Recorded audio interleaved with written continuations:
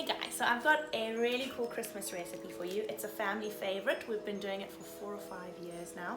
And I think last year I told you that I'm in charge of 2 things on Christmas, and it's starters and dessert. And last year I showed you my favorite starter, and this is definitely my favorite dessert.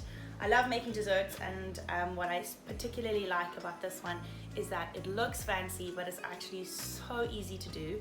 And the most of it you can actually do 2-3 days before, which is really helpful for us because the Desmonds love eating over Christmas, so we will typically start cooking from around the 20th. So I like to be able to make things that you can make in advance and then do as you go along. So it's a Christmas Wreath Pavlova. It's so easy to make. You literally just need eggs, caster sugar, white wine vinegar, and some cornflour or maizena. And that's it for the base. And then when it comes to the toppings, I'll share that afterwards, but that's very much open to your own interpretation. So you start by separating out the eggs. I like to use 2 little bowls just because then if I get a little bit, if there's a rotten egg or something like that, it's not the end of the world.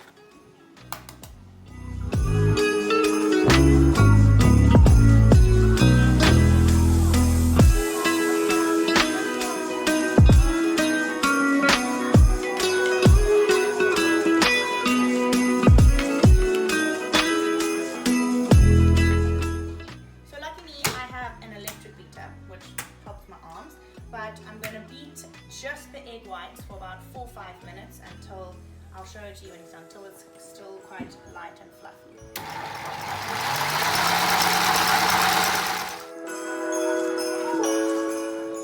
So while my eggs are beating, I've measured out 300 grams of caster sugar as well as greased my pans. Make sure you grease these very well, because if you don't, it sticks like anything and you'll have a very difficult time taking your meringue off. So really go to town on the greasing of your baking tray. I also like to put baking paper down, and I've actually greased the pan, the sheets, and then greased it on top as well. Once your 4 minutes are done, your egg whites should look something like that. It's not quite stiff, it's just a little bubbly. And then you're going to add 1 tablespoon at a time. I just use a normal tablespoon, and you just pop one in, put your machine on.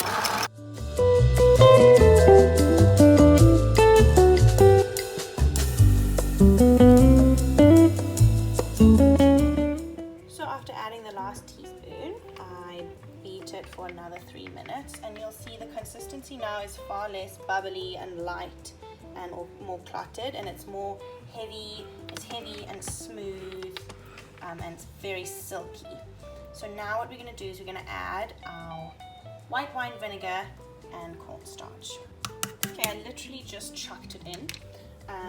No particular order, just put it in, and we're going to beat it now for another 2 to 3 minutes. So the next bit is the fun bit, and this is just a little nifty trick that I learned a couple years ago.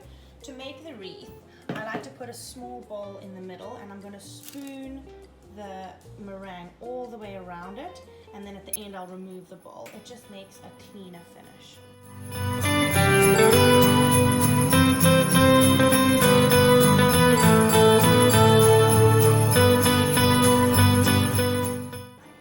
And there you go. And then all you do, you just get a little bit sticky. It's difficult to do with one hand. Okay, I don't recommend using a camera while taking the bowl out, but as you can see, it just creates a nice round wreath. So this is almost a week later, which is why I love this recipe. You can keep your meringue. So I baked it in the oven, and I'll put all the details in the recipe, but I think I baked it for an hour and a half, and the trick to this is that you don't take it out. So when your timer goes off, you just switch the oven off and you leave it in the oven until the oven is completely cool, and that means that your meringue won't crumble. And now this is the fun part. So you're going to start with some whipping cream, which I'm going to just put out all over the top of the pavlova, and then it's whatever toppings you like. I like doing fresh berries, and I like adding little whispers because Who doesn't like those? And then I've got some chocolate chips to melt, to just dribble some chocolate chips on top, and I will probably add in a couple of mint leaves as well.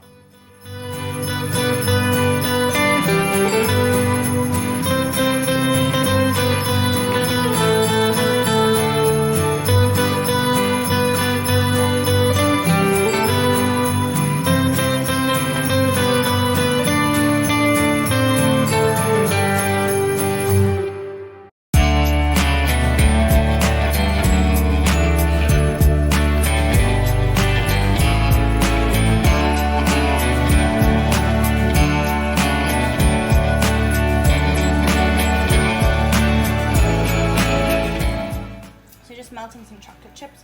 I've added a little bit of butter just to make it slightly more runny. So I've just got it in a glass dish with some boiling water. And that should melt it quite quick. So I've added some cream to make sure that it will pour nicely over my pavlova. There we go. Until about consistency. Okay, our next step is to just drizzle the chocolate sauce